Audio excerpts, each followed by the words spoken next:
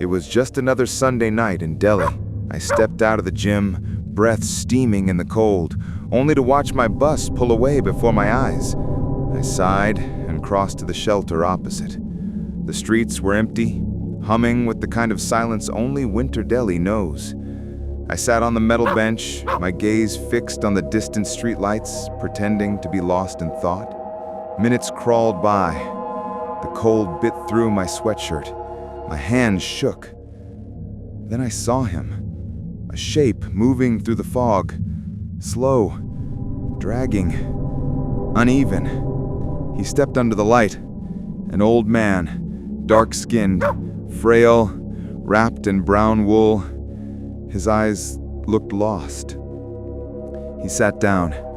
The silence thickened, and the space between us started to fade. "When's the next bus?"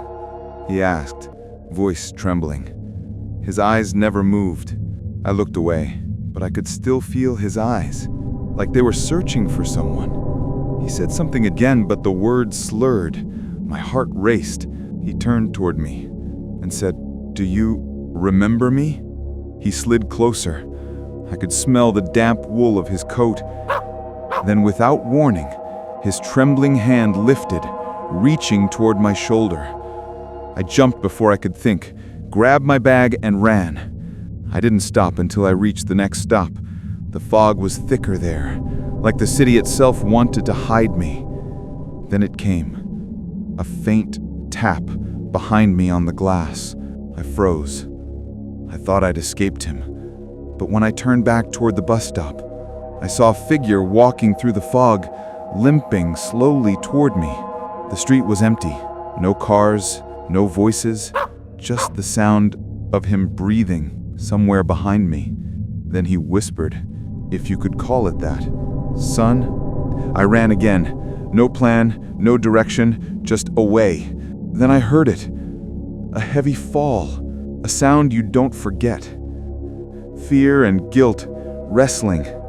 I walked back, step by step. He wasn't a threat anymore. Just a broken man on the pavement. My fingers shook as I dialed. I didn't know who else to call, so I called the police. I knelt beside him, counting breaths, hoping he'd take the next one. Sirens broke the silence. I never thought a sound could feel like relief and dread at the same time. Paramedics reached him, checked his pulse. He was alive. Barely. One officer asked me what happened. I tried to speak, but the words felt stuck. They checked his pockets, found medication, and a photo. The child in the photo looked like me. Same face, same hair. For a moment, I couldn't breathe. They lifted him into the ambulance. I watched the doors close.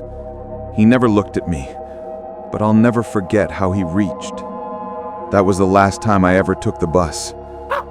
Some nights I still see his face in the glass, reaching for his son, reaching for me.